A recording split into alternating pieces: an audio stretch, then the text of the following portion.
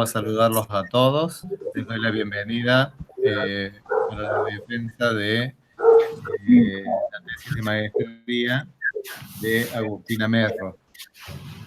Eh, el título es La ciudad y la lengua en perspectiva decolonial, en la esquina de mi corazón, crónica urbana de 1995 de Pedro Lemebel. El trabajo ha sido dirigido por la doctora Miriam Pino. Y el tribunal está a cargo de la doctora Nancy Calomarde, de la Universidad Nacional de Córdoba, la doctora Cleli Inés Moure, de la Universidad Nacional de Mar del Plata, y el doctor Eduardo Matio, de la Universidad Nacional de Córdoba. Acompañan este proceso de defensa nuestra secretaria de posgrado, la doctora Graciela Ferrero. Acompaña también la oficial de posgrado, Ángela Castro, y por la parte informática, Víctor Manuel Gómez Justicia.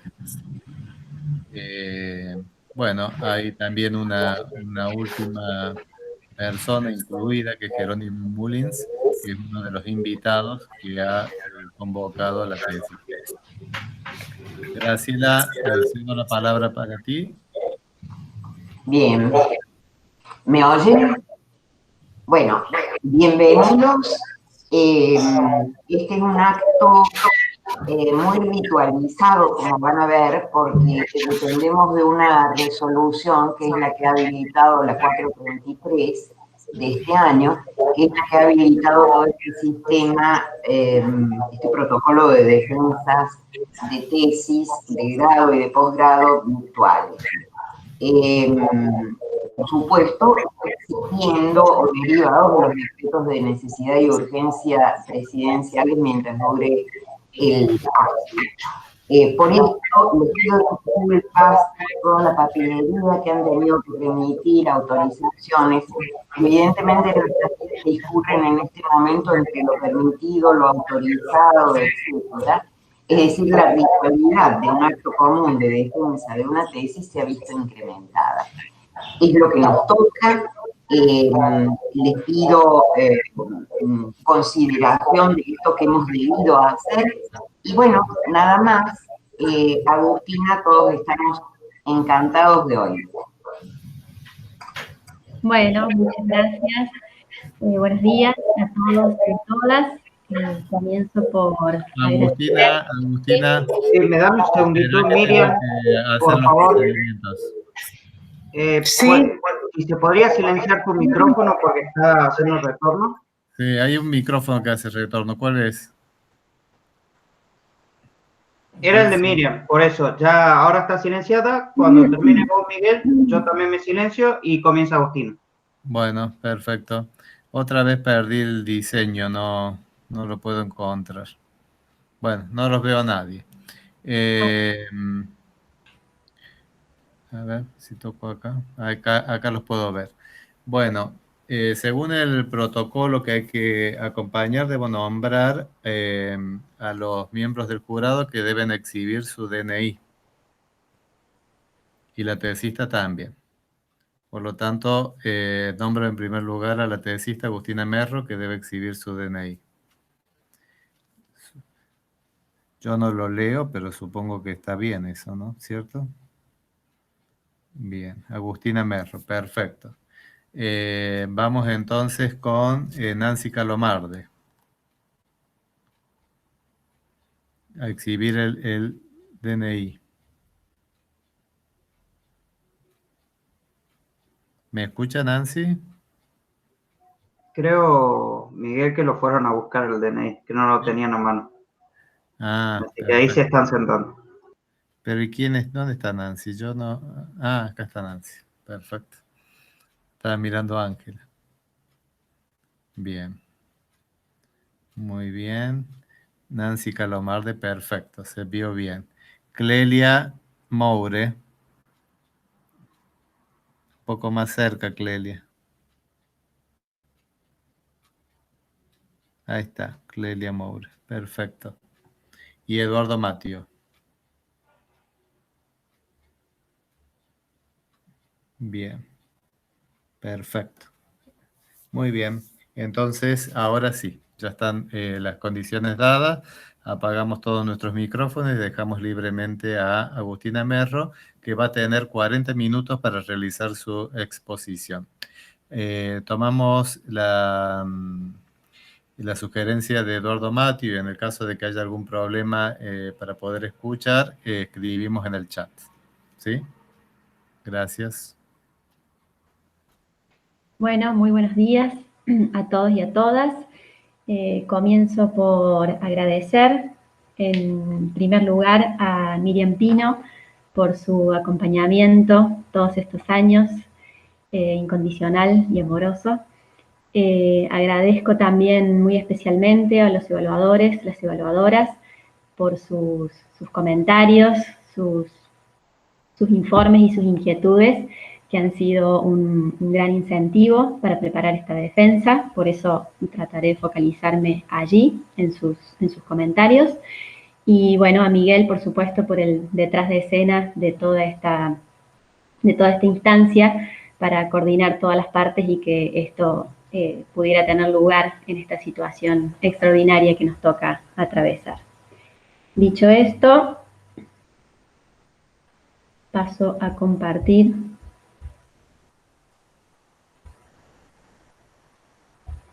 ¿Se ve bien? ¿Se ve? ¿Alguien que me diga? Sí, está perfecto, se ve perfecto por lo menos. Agustina.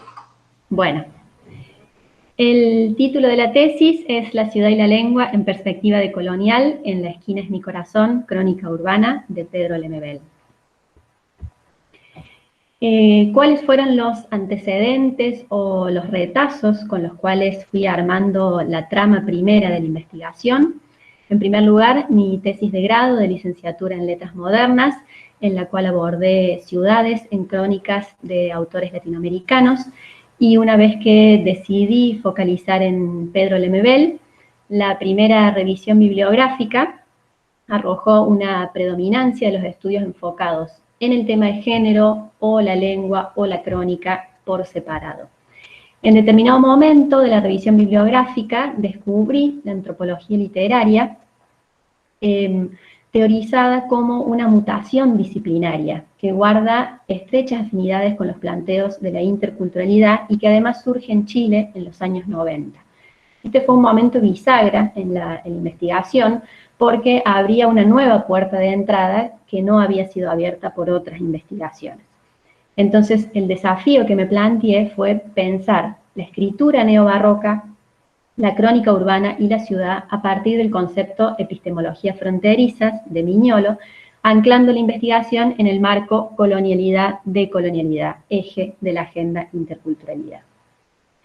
Cuando hablo de colonialidad, me refiero a la lógica de poder que instaura la raza como fundamento histórico de clasificación social desde el denominado descubrimiento de América. Y es una lógica que articula con otras formas de clasificación social, como la clase, el género, la sexualidad. Y que una vez producidas las independencias, fines del siglo XVIII y siglo XIX, la colonialidad del poder, que es un concepto de Quijano, continúa operando al interior de los estados nacionales y configura de esta manera la dependencia histórico-estructural junto con el eurocentrismo como perspectiva de conocimiento. Por su parte, la decolonialidad es una respuesta crítica que intenta trastocar las formas de producir conocimiento y arte desde ese paradigma colonial. Bien, los ejes que ordenaron una respuesta posible a mis primeros interrogantes en la investigación son los siguientes. La esquina es mi corazón narra prácticas urbanas de sujetos resistentes que diversifican una ciudad uniforme y homogénea. Las crónicas urbanas del corpus ponen en evidencia el dispositivo colonial y realizan una contraoperación política y estética que consiste en la desarticulación de sus lógicas discursivas.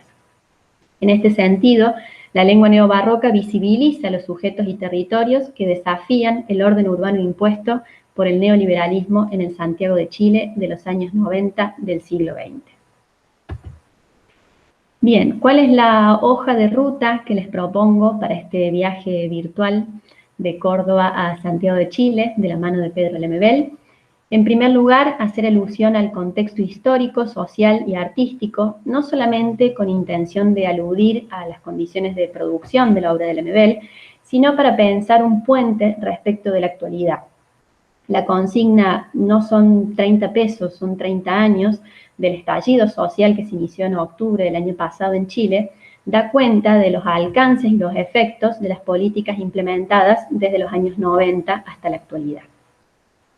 El marco teórico-metodológico, como recién mencioné, está sustentado en el concepto de epistemologías fronterizas y yo planteo la lengua neobarrocha, la crónica urbana y la antropología literaria en tanto epistemologías fronterizas.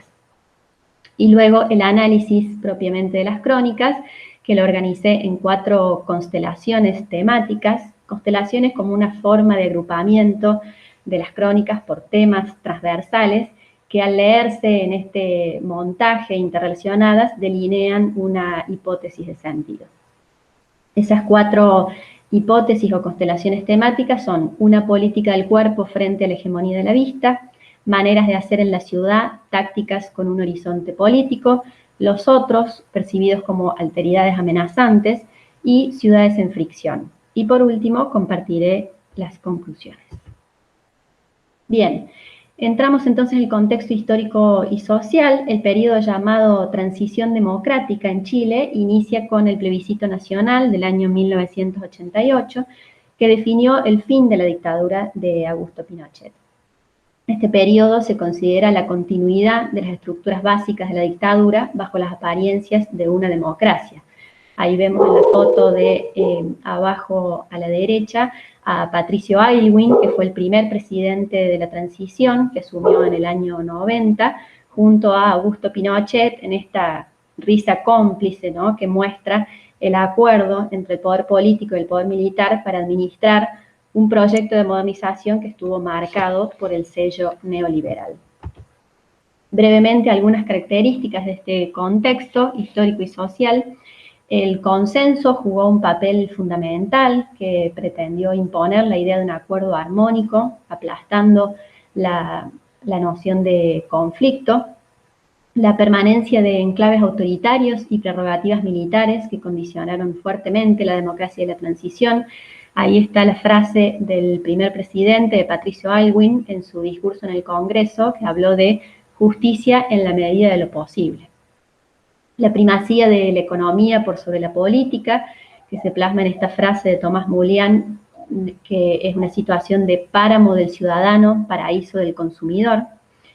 El vínculo entre el sistema de mercado y el sistema mediático-tecnológico, que se manifiesta en el auge de la cultura audiovisual, la televisión, el discurso publicitario como pilares de la cultura consumista, y el blanqueo de la memoria, esta intención de borrar todo rastro de una memoria reflexiva y crítica susceptible de enturbiar el optimismo político-comercial de la transición.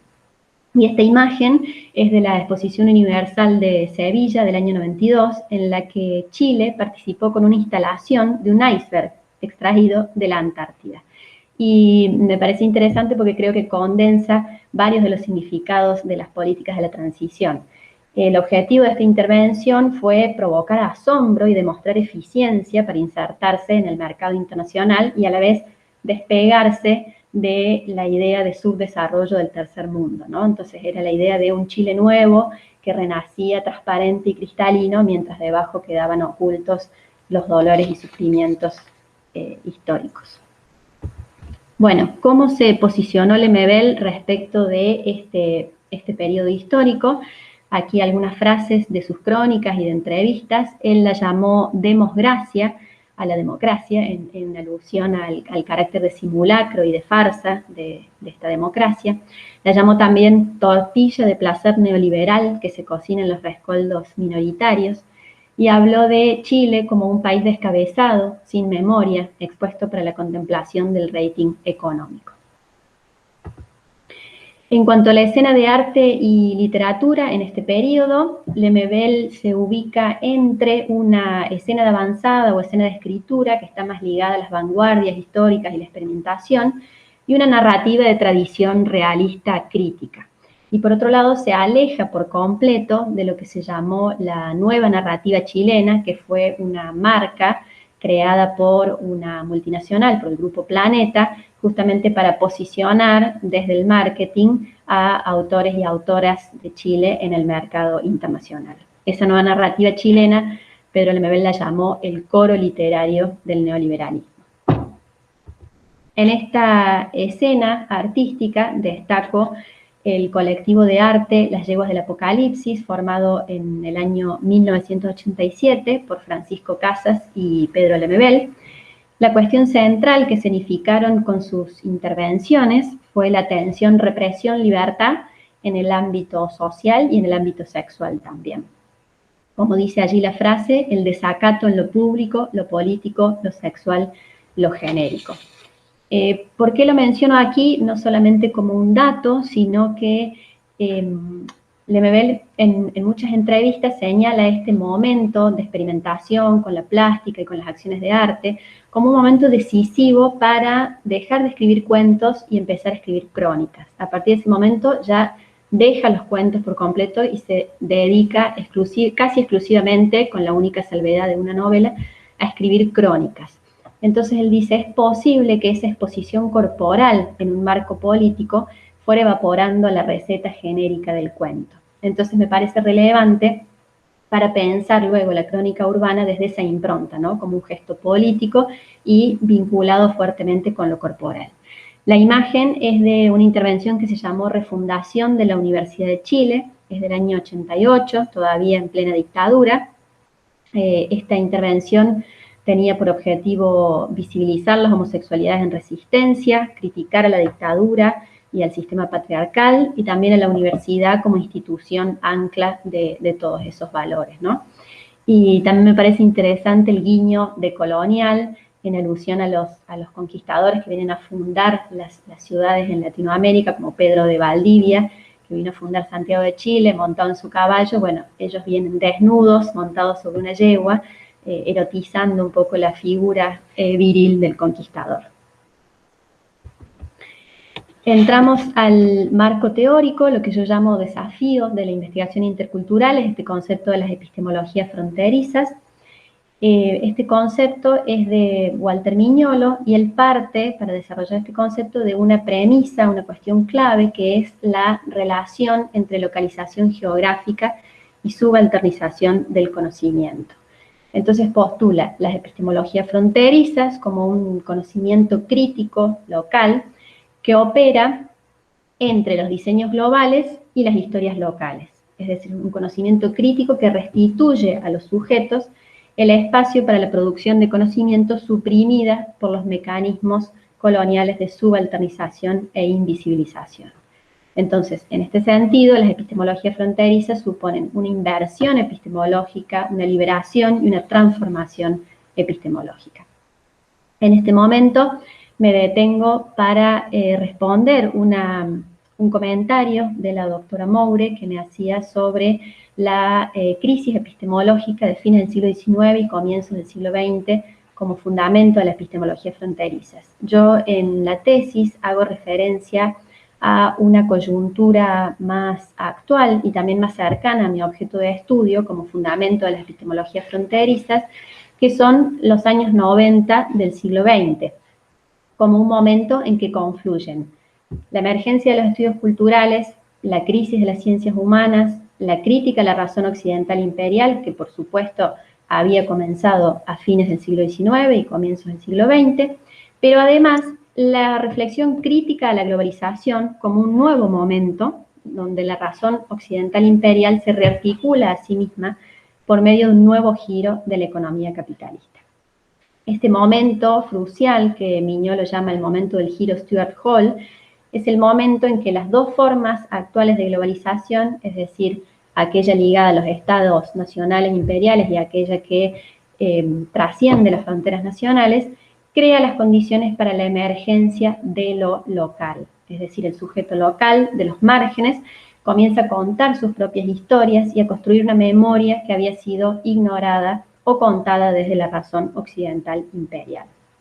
Entonces hoy, dice Mignolo, la historia universal no es solo una que se cuenta desde determinados espacios geográficos y epistemológicos, por ejemplo, las lecciones de historia universal de Hegel, sino que las historias mundiales son muchas precisamente porque solo pueden contarse desde una encarnación local y no desde un sujeto desencarnado por fuera de la historia que observa la historia universal desde un lugar asignado a Dios o a un sujeto trascendente. ¿Cuáles son algunos conceptos teóricos clave que subyacen en el concepto de epistemología fronterizas? Apenas los voy a mencionar, están desarrollados en la tesis. La colonialidad del poder, a la que ya me hice referencia al comienzo de la exposición. El sistema mundo moderno colonial, que asume que la modernidad y la colonialidad son las dos caras del sistema mundo. La hibris del punto cero, un concepto de Castro Gómez. Ese punto cero sería el lugar de enunciación que se define como neutral e imparcial y desde ese lugar traza fronteras de los conocimientos legítimos e ilegítimos. Y el paradigma del conocimiento moderno, que establece la separación sujeto-objeto de conocimiento, acentuando el carácter individual del sujeto cognoscente y suprimiendo, por lo tanto, la dimensión intersubjetiva en la producción de conocimiento. Entonces, como les decía antes, yo planteo la lengua neobarrocha, la crónica urbana y la antropología literaria, en tanto epistemologías fronterizas, es decir, como conocimiento crítico local.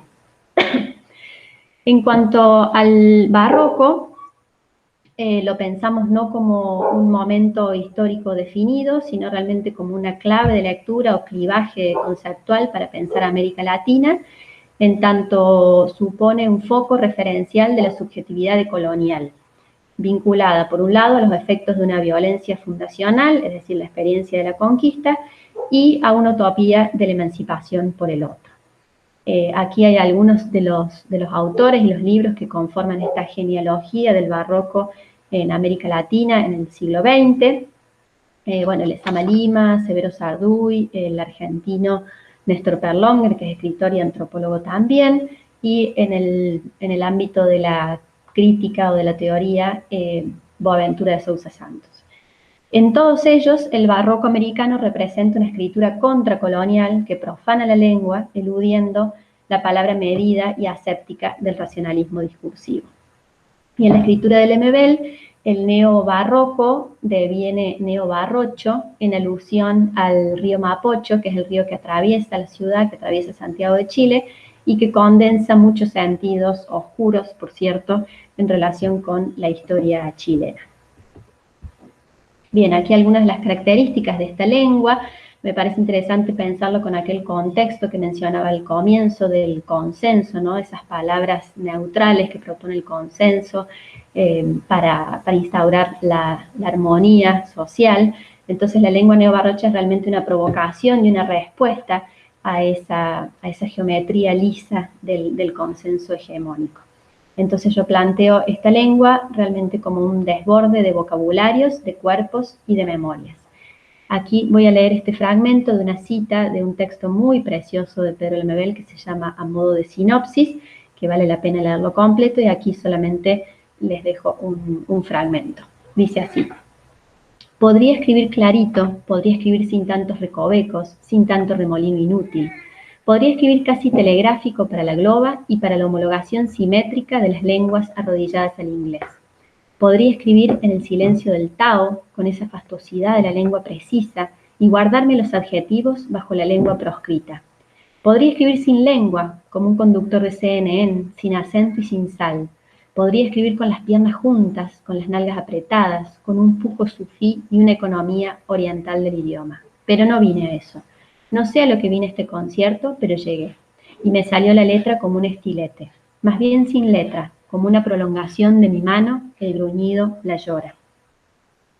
Aquí vemos, bueno, este desborde de vocabularios en la opción por los recovecos y los remolinos, el rechazo a escribir con las piernas juntas y las nalgas apretadas, lo cual implicaría, ¿no?, la anulación del deseo y de lo erótico, entonces allí está el desborde de cuerpos. También la relación escritura-cuerpo, cuando habla de su letra que le sale como una prolongación de su mano, y también el gesto político que evidencia una postura decolonial, cuando se niega a arrodillarse ante el inglés o a escribir para la globa. También cuando habla de la escritura como un gruñido, como un estilete, ¿no? Ahí está presente el gesto político. En cuanto a la crónica urbana, también hago referencia a las propias palabras del Lemebel. Te digo crónica, como podría decirte apuntes al margen, croquis, anotación de sucesos, registro de un chisme, una noticia, un recuerdo al que se le saca punta enamoradamente para no olvidar. Un gesto político, hacer graffiti en el diario, cuentar, sacar cuentas sobre una realidad ausente. Entonces aquí vemos, bueno, el cruce ficción-realidad de la crónica, esa tensión que abre la posibilidad de incidir en los discursos sociales más allá de los artísticos, ¿no? Cuando dice sacar cuentas sobre una realidad ausente.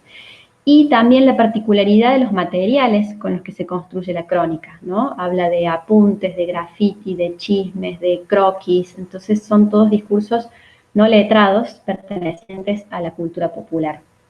Y esto abre la posibilidad de la crónica para pensarse como una otra posibilidad derivante frente a la catedral trascendente del saber occidental, también en palabras del Lemebel.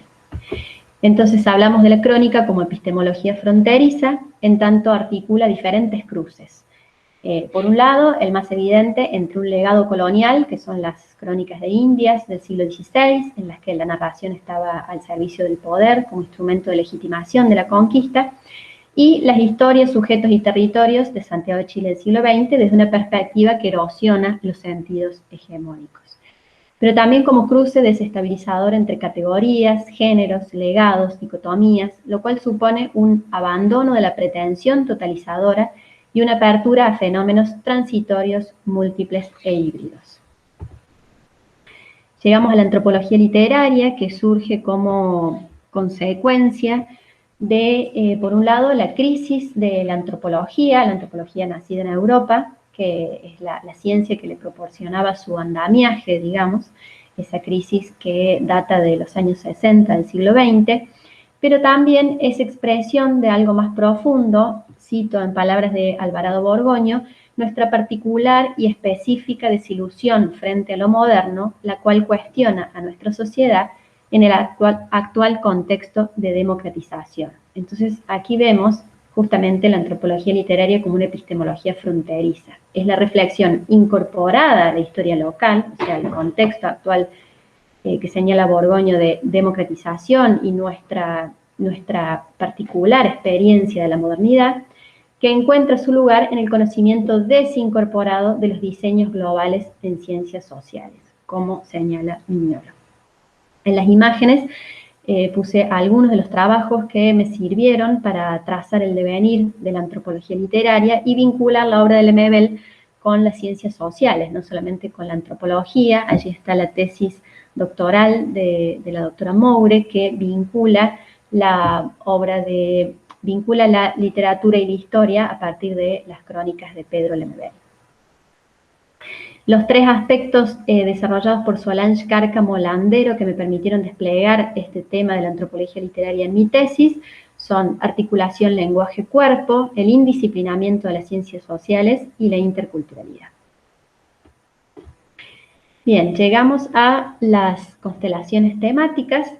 La primera, una política del cuerpo. Postulo que las crónicas de Lemebel se erigen contra el relato de la ilusión ocular de la modernidad y exploran la ciudad oída, olfateada y palpada, los espacios oscuros, nocturnos y velados por la prescripción social y moral que organiza la cultura oficial.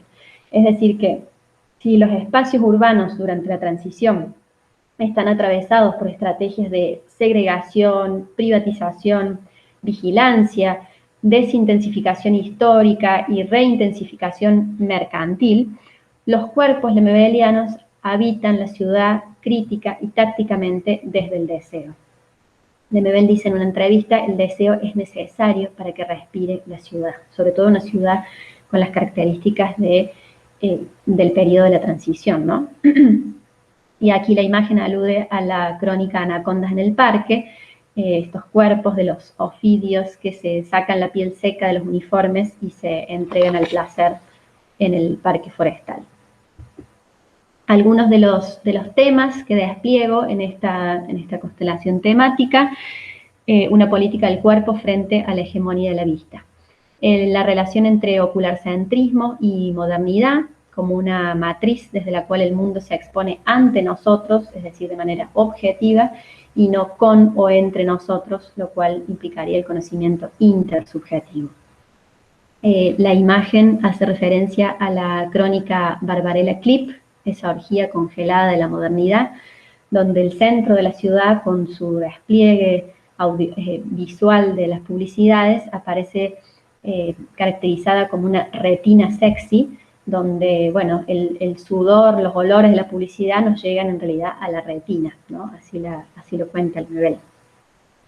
Aquí despliego también el tema de la experiencia visual barroca en oposición a una experiencia visual moderna, como dos regímenes escópicos o experiencias visuales contrapuestas, una de tradición cartesiana, cuyo exceso de imágenes no implica pluralidad de sentidos, sino monopolio de la verdad, y otra de tradición barroca, una experiencia visual anclada fuertemente en la materialidad táctil.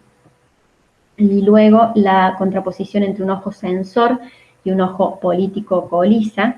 El ojo sensor es aquel que ejerce una mirada punitiva, generalmente asociada a los dispositivos estatales, y la mirada del cronista, en cambio, se sostiene por un ojo político colisa, es decir, una mirada minoritaria que busca, según sus palabras, iluminar las ruinas, los deterioros, es decir, visibilizar aquellos sujetos y espacios que quedan fuera de las luces de neón del triunfalismo neoliberal.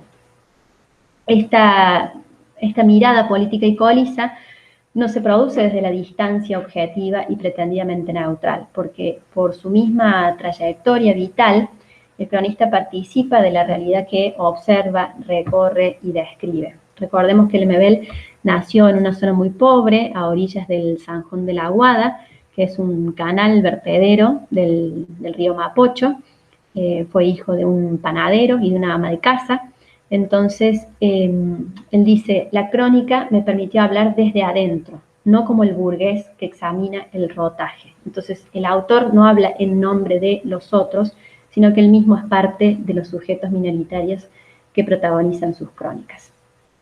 Aquí también me detengo un momento para responder nuevamente a la doctora Moure su señalamiento acerca de Foucault, de por qué yo no mencionaba a Foucault al hablar de vigilancia panóptica y los mecanismos de funcionamiento del poder. Y lo cierto es que Foucault en realidad está presente en Michel de Certeau. Michel de Certeau es un autor que elegí en la investigación por la cercanía de sus planteos con mi objeto de estudio. Entonces, en Vigilar y Castigar, Foucault analiza los dispositivos que organizan el funcionamiento del poder, pero privilegia el aparato productor de la disciplina. Entonces, Michel de Certeau se sostiene sobre las reflexiones de Foucault, porque están en su libro. Él se encarga de hacer referencia a Foucault como un gran aporte para sus teorías, pero también se despega explícitamente en ciertos aspectos de ese autor. Michel de Certeau considero yo que va un poco más allá al hacer foco en las maneras o artes de hacer, como un abordaje que de alguna manera complejiza el concepto de dominación a partir del señalamiento de una politicidad de lo cotidiano. Entonces, la teoría de Michel de Certeau nos invita a inmiscuirnos en la creatividad cotidiana, que de manera elusiva, dispersa, fugitiva, fragmentaria, artesanal, construye estas maneras de hacer, que son maneras de circular en la ciudad, maneras de cocinar, maneras de leer, maneras de habitar, como tácticas que no disponen de un lugar propio sobre el cual pueda funcionar la maquinaria panóptica. Entonces, creo yo que las conceptualizaciones de Foucault tenderían a darle a las resistencias una entidad de las mismas características que el poder, es decir, un espacio propio, mientras que para de Certeau su definición de las tácticas parecería alejarse de ese plano para dotarlas de un costado muy particular que es más efímero, furtivo y volátil. Aquí tengo a mano el libro La invención de lo cotidiano de Michel de Certeau, donde él explícitamente hace referencia a este tema, cómo admite, digamos, la referencia de Foucault a partir de sus planteos y sus análisis de los dispositivos de funcionamiento del poder, pero también establece cierta distancia o ciertos planteos para ir un poco más allá. Entonces, dice Michel de Certeau, si es cierto que por todos lados se extiende y se precisa la cuadrícula de la vigilancia, resulta tanto más urgente señalar cómo una sociedad entera no se reduce a ella, qué procedimientos populares, también minúsculos y cotidianos, juegan con los mecanismos de la disciplina y solo se conforman para cambiarlos. En fin, qué maneras de hacer forman la contrapartida de los procedimientos mudos que organizan el orden sociopolítico o el orden urbano. Entonces, esa es la razón por la cual opté por hablar de estrategias y tácticas en cuanto a la vigilancia desde Michel de Certeau y no desde Foucault. Entramos de esta manera en el segundo tema de análisis de las crónicas, que son las maneras de hacer en la ciudad. Justamente, Michel de Certeau realiza esta distinción entre estrategias y tácticas, que me resultó interesante para pensar las prácticas de los sujetos en la ciudad. En la estrategia percibimos el funcionamiento de una matriz de pensamiento colonial. ¿En qué sentido? En que las estrategias funcionan como una voluntad de poder que busca imponerse sobre una exterioridad a la que desconoce y por lo tanto anula, mientras que las tácticas dependen de las circunstancias, no existe un cálculo racional que las planifique de antemano o de manera generalizada, tienen mucho más que ver con las nociones de juego, jugarreta, artimaña, es decir, estas formas de aprovechar o engañar el orden establecido. De allí que de Certeau las llame maneras o artes de hacer. Entonces, yo postulo como hipótesis que a la sombra de las luces que pretenden inmovilizar para controlar, Lemebel revela los intercambios precarios, fugaces y clandestinos en tanto maneras de hacer en la ciudad, como espacios ocasionales y provisorios de libertad. Aquí las imágenes aluden a las crónicas Coleópteros en el parabrisas, Cómo no te voy a querer, o la micropolítica de las barras, y Baba de caracol en terciopelo negro. Todos estos, en estos espacios, en el ómnibus urbano, en la cancha, en el cine que pasa películas porno, son espacios donde los sujetos, a través de sus maneras de hacer, consiguen estos espacios provisorios de libertad. ¿Cuáles son entonces algunas de estas tácticas que analizo en profundidad en la tesis? El nomadismo como una deriva espacial, pero también con un sentido político. Una oralidad prófuga a partir de la tensión escritura-oralidad como parte del sistema de jerarquías y subordinaciones que establece la experiencia colonial. Los rituales eróticos comunitarios a los que ya hice alusión, es decir, en el ómnibus, la cancha, el cine, en el parque, deseo y astucia se combinan para celebrar estos rituales eróticos comunitarios. Y las artimañas que burlan el sistema, como en la crónica Tarántulas en el pelo, que la peluquera travesti usa los pedidos de sus clientas para satisfacer en realidad sus propias fantasías, y de esta manera burla el sistema que la confina a la peluquería como el único espacio habilitado de inserción laboral, profesional.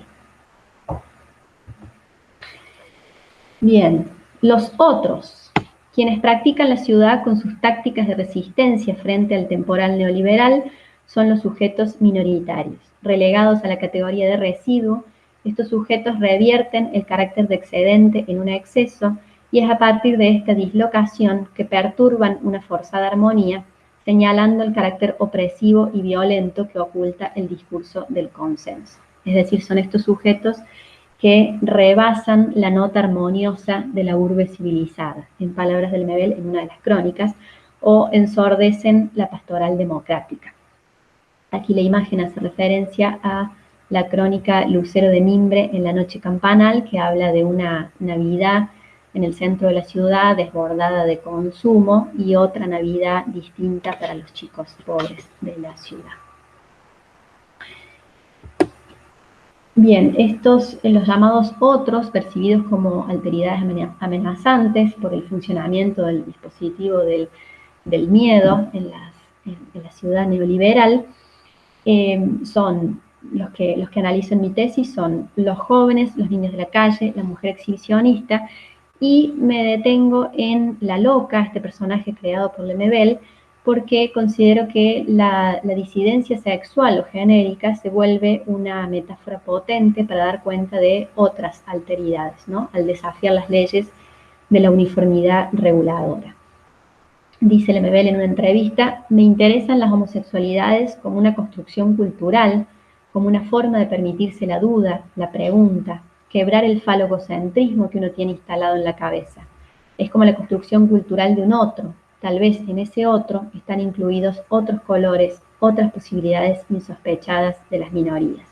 Entonces pensemos también estas declaraciones en función de aquel contexto, ¿no? De los años 90 en Chile, que no es el contexto actual en que el feminismo de alguna manera está en auge, ¿no? En el Chile de los años 90 se perpetúa una cultura de la homogeneidad que segrega e invisibiliza los cuerpos diversos, y sostenida en un fundamentalismo de mercado, por un lado, y un fundamentalismo también moral, ¿no? Tradicional, patriarcal, católico.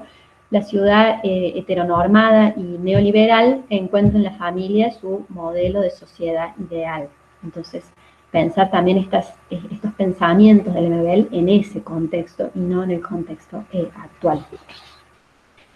Aquí aprovecho para responder una inquietud del doctor Mattio, que me preguntaba por el vínculo entre teoría queer y Lemebel, o entre teoría queer y decolonialidad.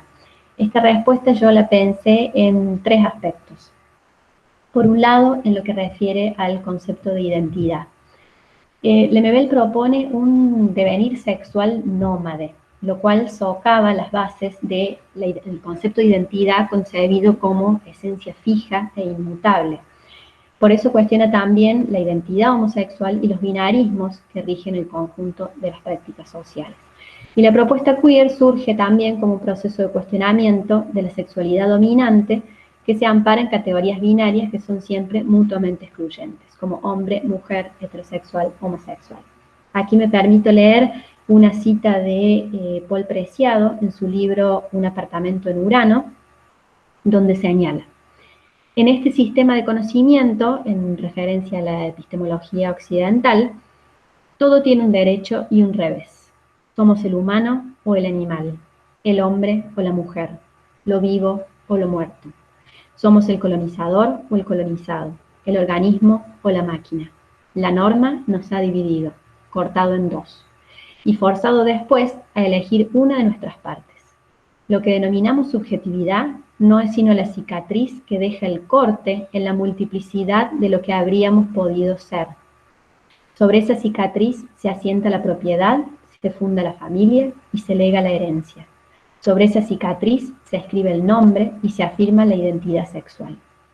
Entonces, pensar también en este sistema tan tajantemente binario, pensar en la potencia del cruce, ¿no? También dice Paul Preciado: allí donde el cruce es posible, empieza a dibujarse el mapa de una nueva sociedad.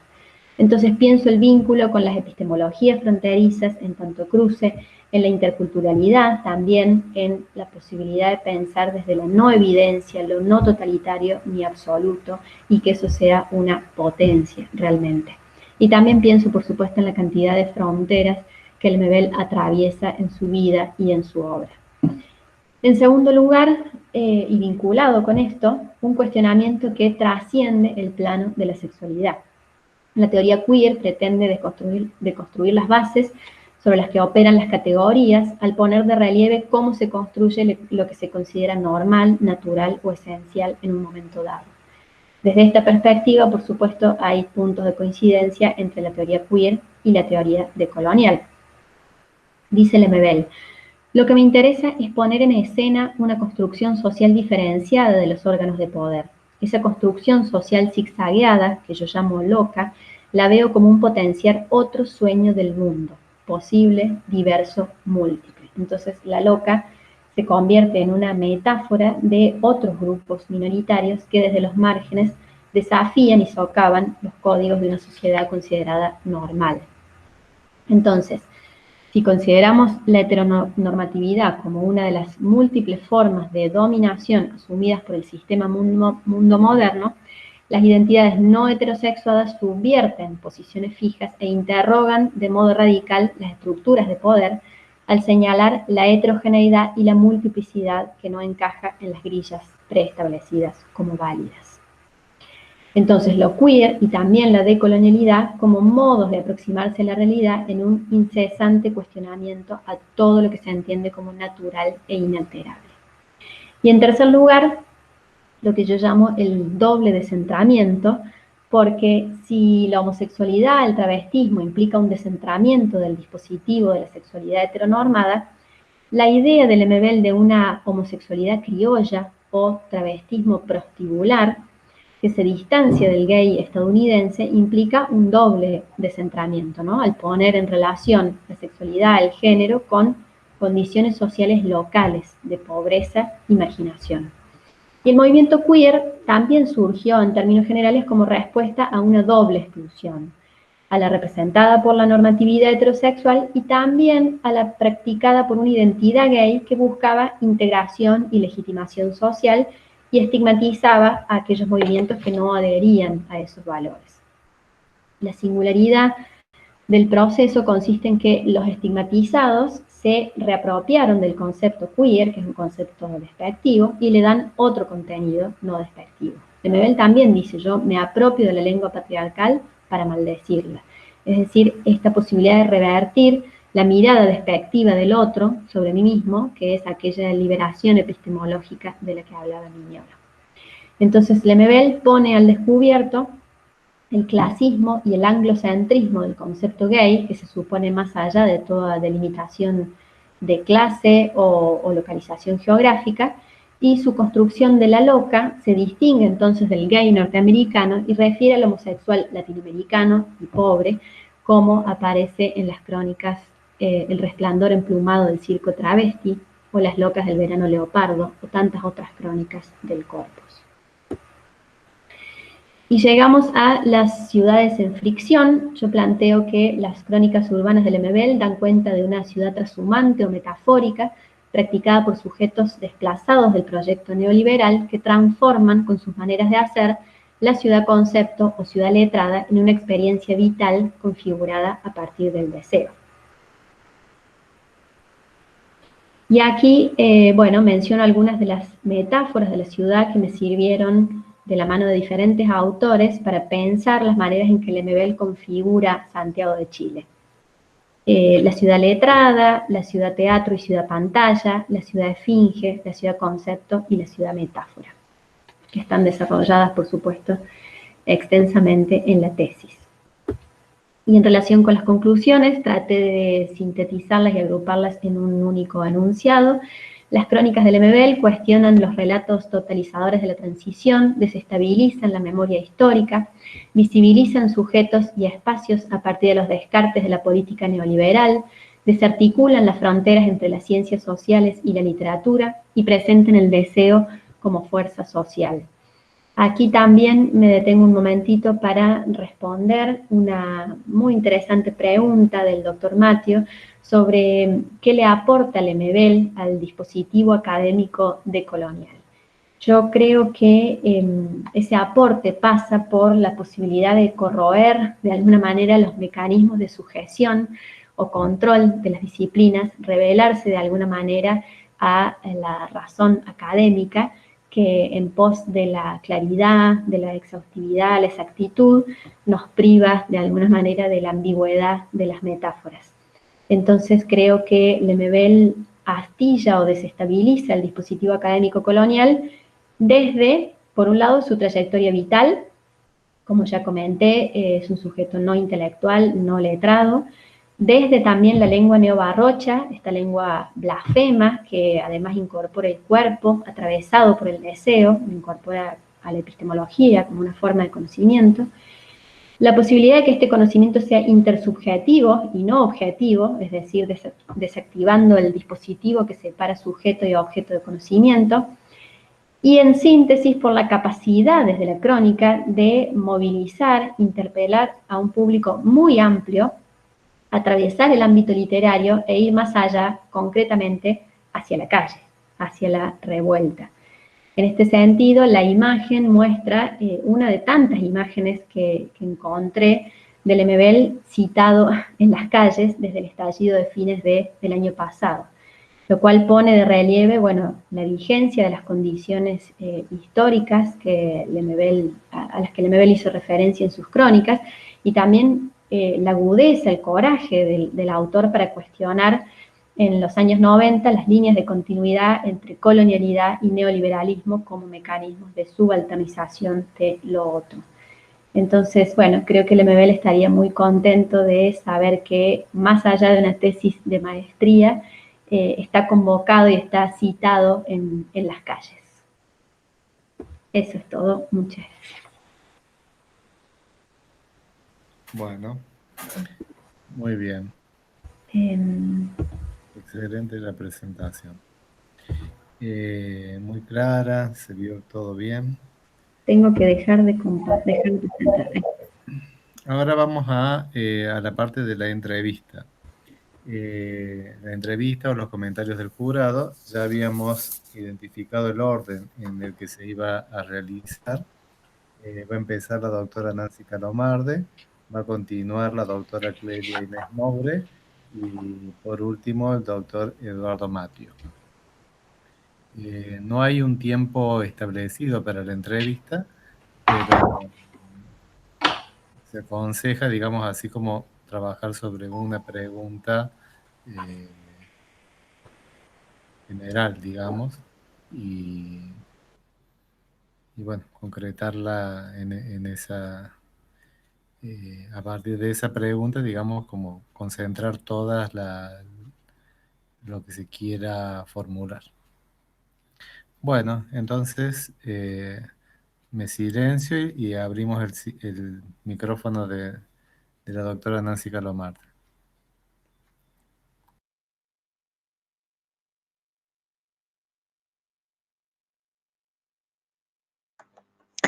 Bueno, buenos días. Gracias, Agustina, por tu presentación, muy clara, muy bien organizada. Bueno, te diré que leí con muchísimo gusto tu trabajo, porque me pareció un trabajo extremadamente rico en cuanto a las dimensiones conceptuales que abrís, la manera en que relacionás la cuestión política con la construcción estética, estas relaciones entre, por un lado, los estudios decoloniales, básicamente, y una lectura desde el Lemebel de algunas líneas del barroco, digamos, dos tradiciones largamente transitadas y sobre lo que hay una extensísima bibliografía y sobre un marco muy complejo a partir del cual podríamos conversar largamente, pero me parece que lograste surcir y hacer un recorrido prolijo e interesante para articular estas dimensiones y revisar estas crónicas lemebelianas que en los últimos años han tenido extensísimos abordajes desde una lectura original, desde un aporte que logra repensar sobre todo la relación entre la política y el cuerpo concebido desde una mirada barroca, ¿no?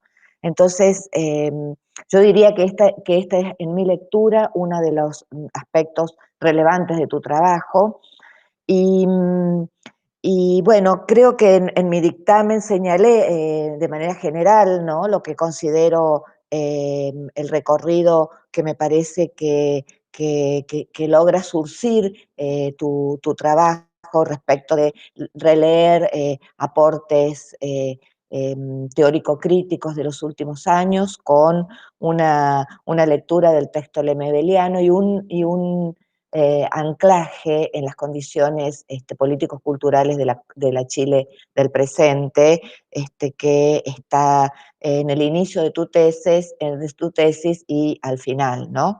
Entonces, te diría que me preguntaba sobre esta cuestión que vos trabajás respecto del barroco como crítica a la modernidad, ¿no? Y desde recoger un archivo latinoamericano eh, que, que desmonta un poco el aparato de construcción de América Latina desde los primeros barrocos, y pensaba que en un estudio que ha sido como mm, iniciático en esta línea, al releer sobre todo la perspectiva de Lezama y de Sarduy, que son los estudios de Irlemar Champi, ¿no? Sobre la manera en que el barroco configura un dispositivo de crítica fuerte a la modernidad, que me parece que te puede ayudar a dialogar con estas cuestiones que vos planteás, ¿no? Y además porque se configura dentro de la crítica latinoamericana probablemente en un estudio bisagra, ¿no? Respecto de los estudios literarios del barroco.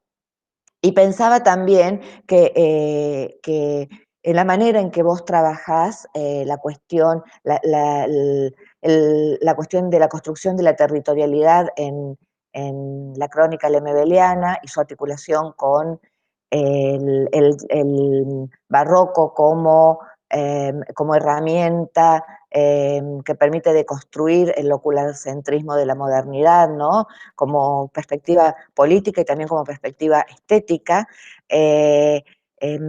Pensaba en que trabajás fuertemente esta idea de que las crónicas del Lemebel proponen otro reparto de lo sensible, ¿no?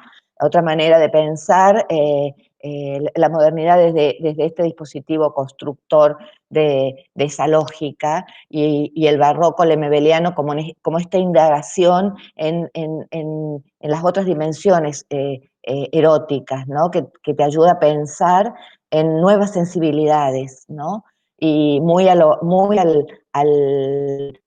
el foco de la perspectiva de Rancière, ¿no?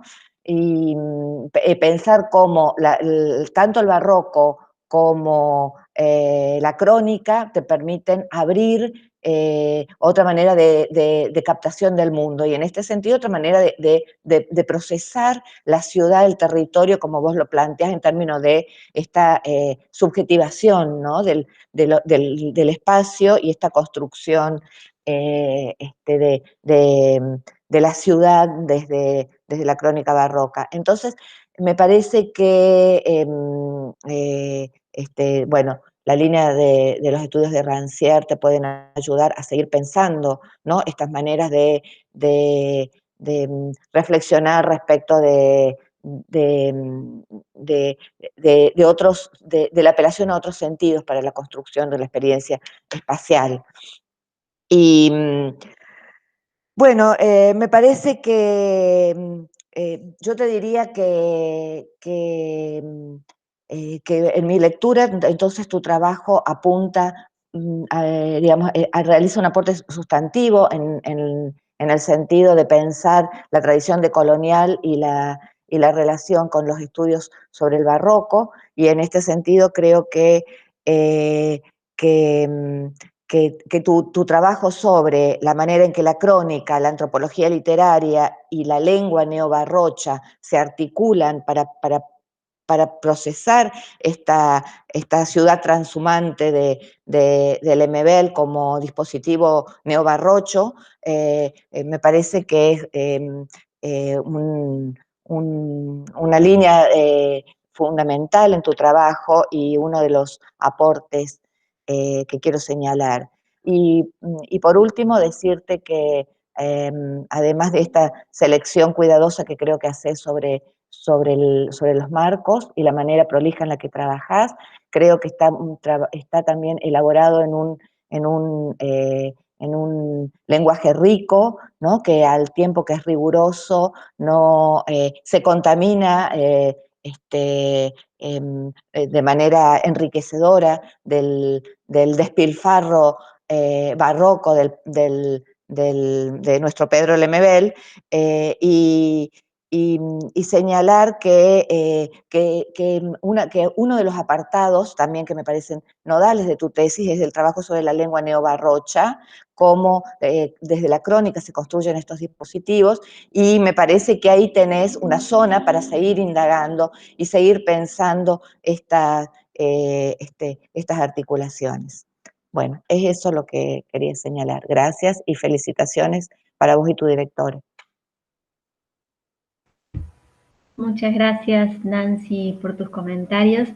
Esto que decís del lenguaje también me sorprende gratamente porque, bueno, para mí fue justamente un desafío poder de alguna manera dejar traslucir algo de todo esto, de la forma de escritura del Lemebel, de lo que él postula desde su lengua, en este vínculo que vos señalás, política, estética, cuerpo. Bueno, cómo no congelar todo eso a partir de una estructura teórica, académica, metodológica, como nos exige justamente la universidad. Entonces, bueno, me alegro que eso te haya notado de alguna manera. Gracias.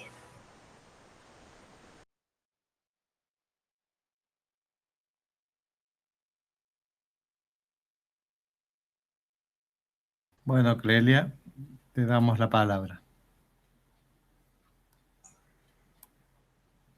Ahí está, ¿se me escucha? Sí, sí. Bueno, buenos días a todos. Bueno, primero, por supuesto, felicitarte, Agustina, por tu tesis, que la leí además de con muchísimo interés, con mucho placer, porque está muy bien escrita, y eso no es poco decir, y muy sólidamente argumentada.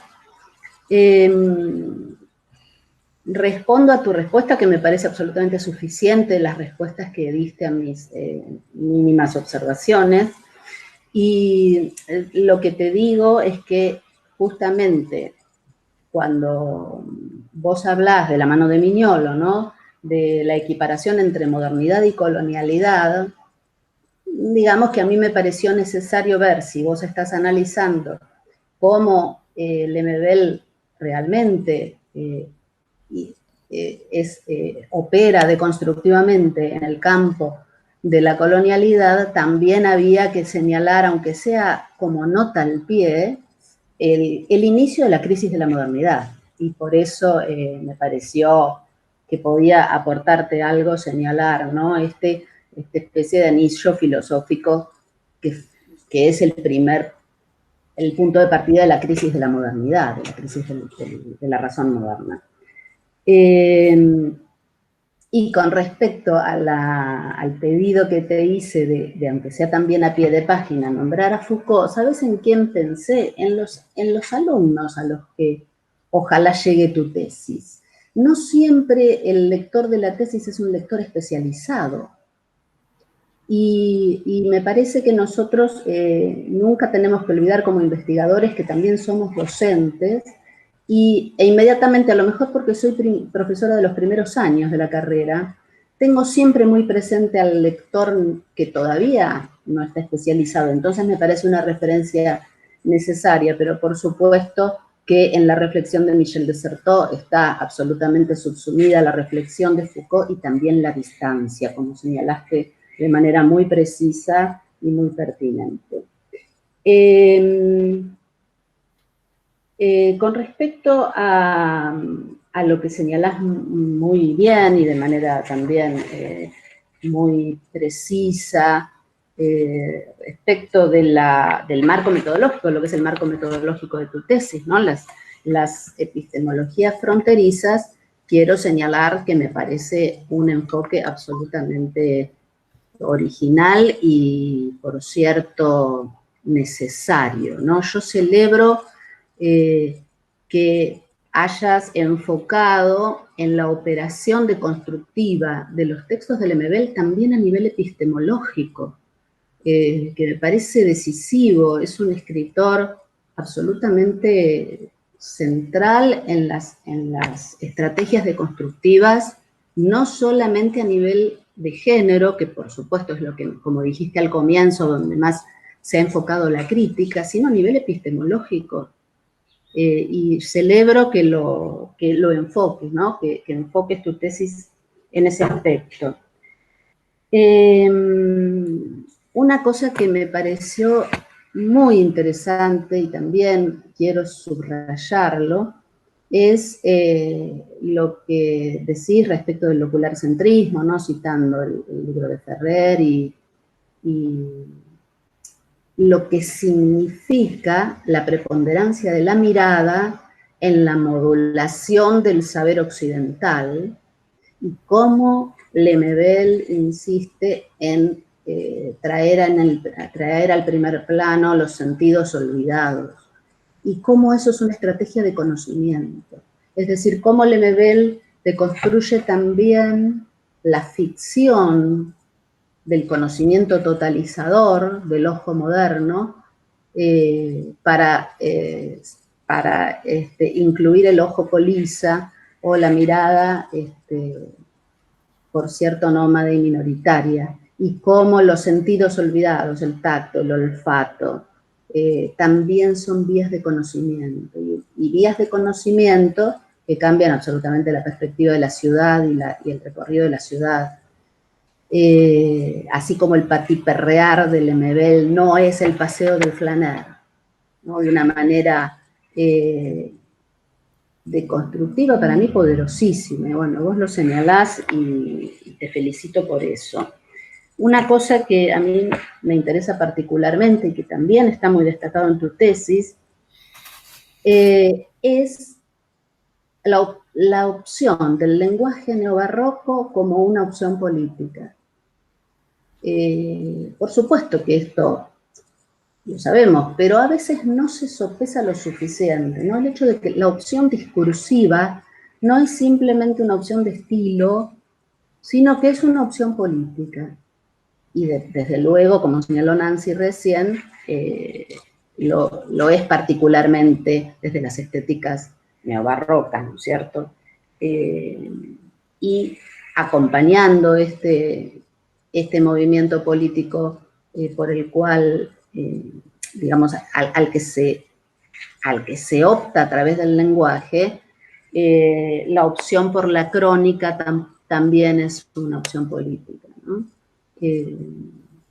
Yo creo que vos señalás muy bien, está en el centro de la estética lemebeliana, esta opción por los discursos populares, por el bolero, por el refranero, el graffiti, es decir, el abandono de la posición letrada. Este abandono de la posición letrada del cronista, del escritor, es decisivo en Lemebel, ¿no?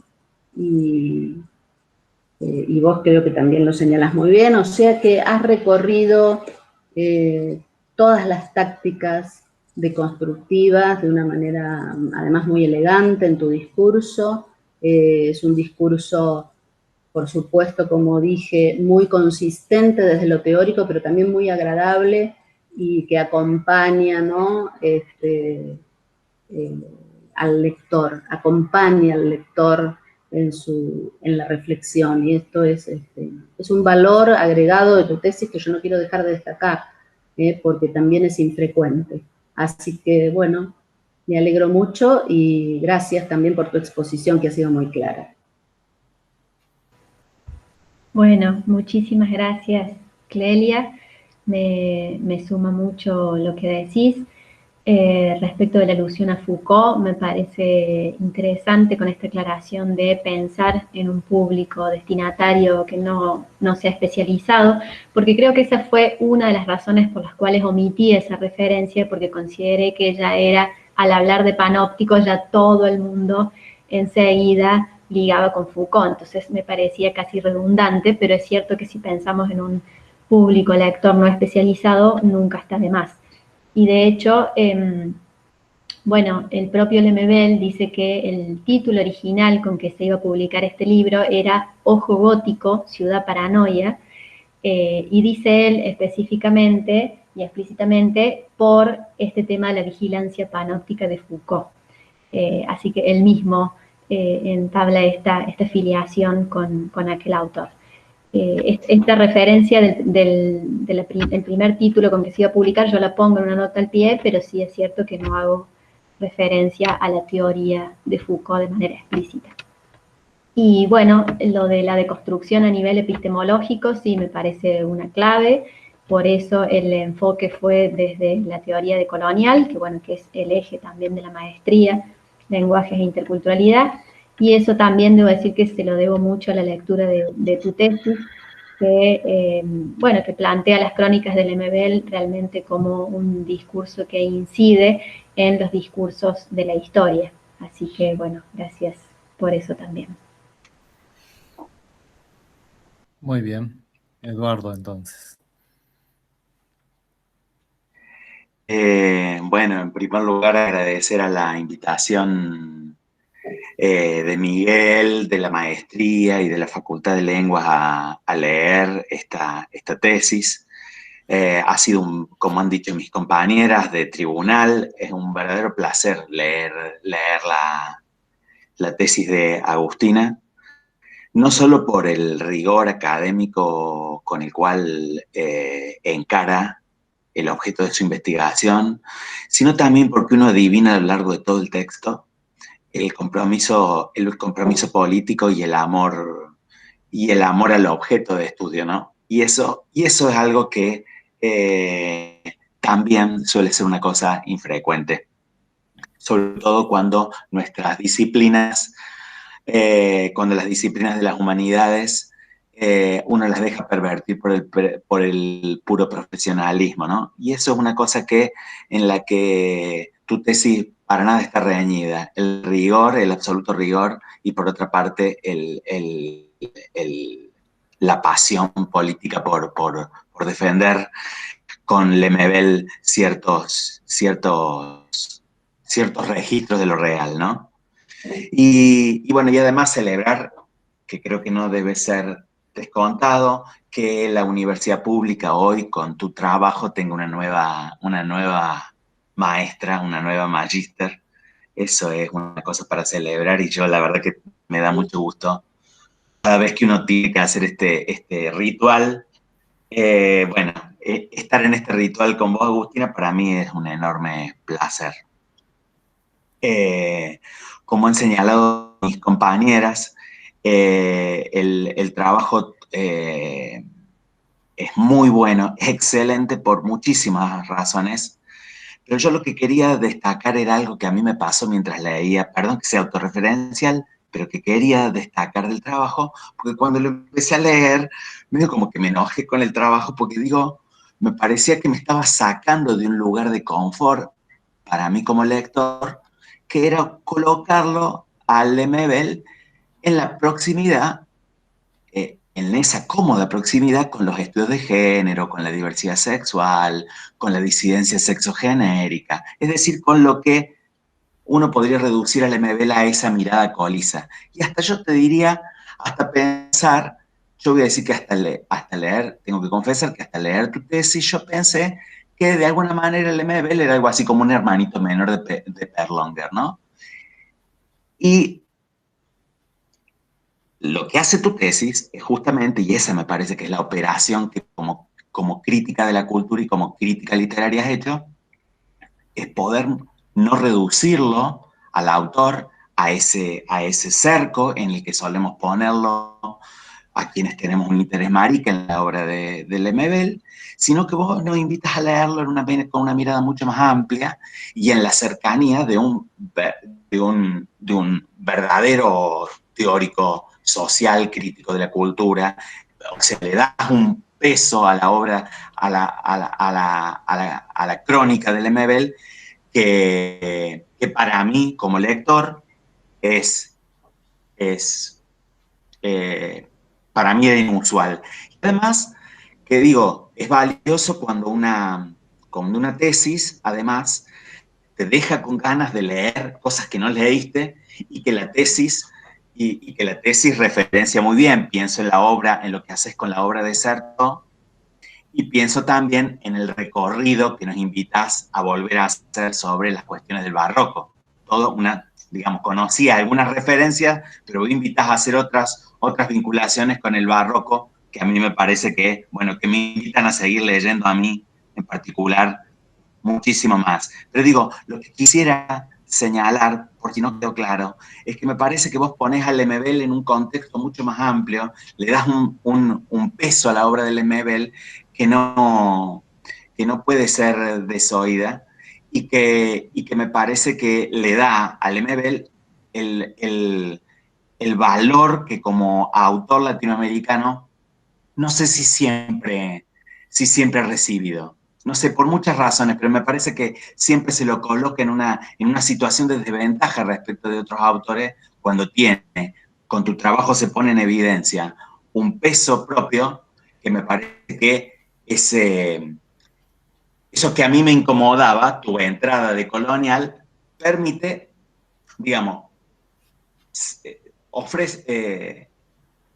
proporciona un lente que resalta todas estas virtudes de la obra de Lemebel, que probablemente con una mirada de género, una mirada queer, si querés, latinoamericana, siempre pasa por los mismos lugares. Me parece que lo tuyo lo que hizo fue realzar todo lo que se opaca con otras lentes, ¿sí? Y entonces en ese sentido, enorme placer leerte.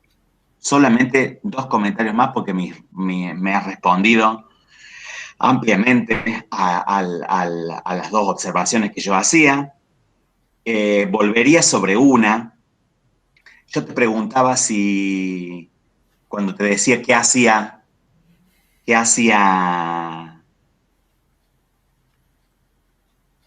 Lemebel, por ejemplo, con Segato o con Lugones, pero subrayaría que con Segato en particular, porque me parece que su manera de plantear las cuestiones de género y las cuestiones de sexualidad las excede ampliamente, sobre todo a Segato, no solo por académicas, y en eso tu tesis abunda en distintos otros lugares, aporta a mi hipótesis en relación a cómo leer lo que hace tu tesis con esto, sino que no solo las excede por académicas, sino que las excede en su concepción acerca del género, ¿no? Y entonces, en ese sentido, yo pensaría que la obra de Lemebel se puede leer, digo, para futuras lecturas, probablemente ya lo conoces, toda la obra de Giuseppe Campuzano sobre el Museo Travesti del Perú.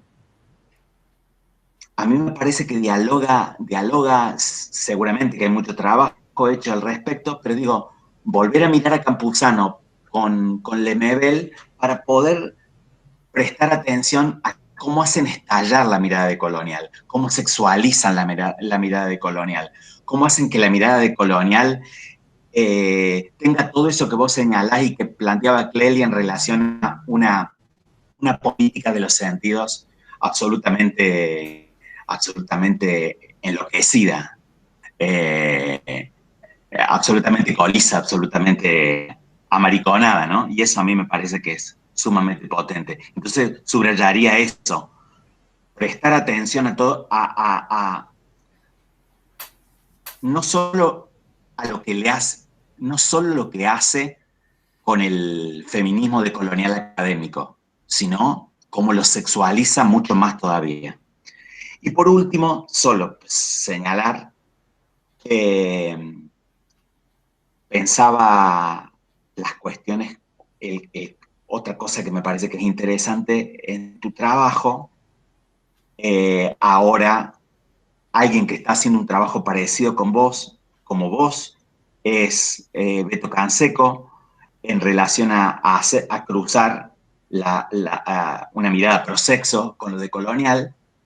Pero digo, vos lo haces cruzando lo queer y lo de colonial, mostrando que aun cuando uno puede pensarlo como 2 aparatos lo señalaste vos recién, como aun cuando uno los puede pensar como dos aparatos críticos distintos, vos los tensás, los cruzás, los tejes, y a mí me parece que eso es sumamente potente. Y pensaba que eso que vos haces, uno lo puede ver también en dos referencias locales. Una me parece que es la obra de Val Flores, que a su modo produce una mirada, una mirada tortillera sumamente potente y que es, digamos, explícitamente barroca, sobre todo en la obra, en sus discusiones sobre la escritura y también en su obra estrictamente literaria. Y pensaba también en otro autor que hay que prestarle atención, que es Alejandro Modarelli, y los trabajos, y su trabajo también, marica, coliza, diríamos acá, y que también es estrictamente barroco, queer, y tal vez haya que mirar ahí cuáles son las hebras de coloniales que también están presentes en la obra de Alejandro. Bueno, nada más, muchas gracias por la invitación a leer esta magnífica tesis. Felicitaciones a Agustina, felicitaciones a la Miriam, que ha dejado su marca. Y bueno, y no digo más acá. Gracias.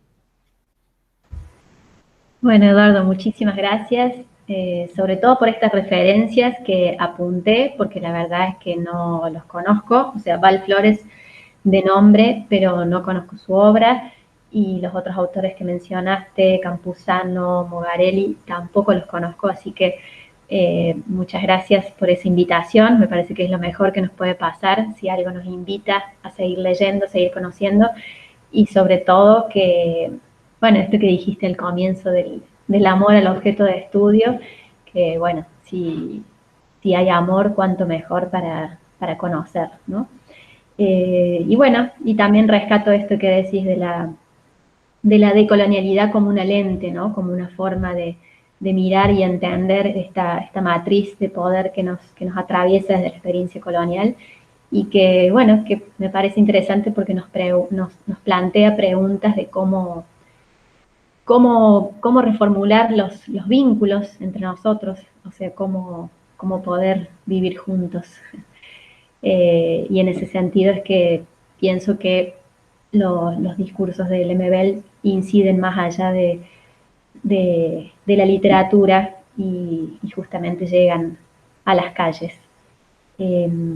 Bueno, eso nomás de mi parte. Muchas gracias. Bueno, muy bien.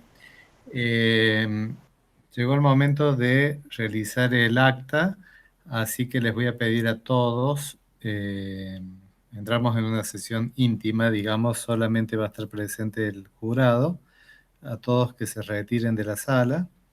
Yo después les vuelvo a avisar por mail cuando nos volvemos a conectar entre todos.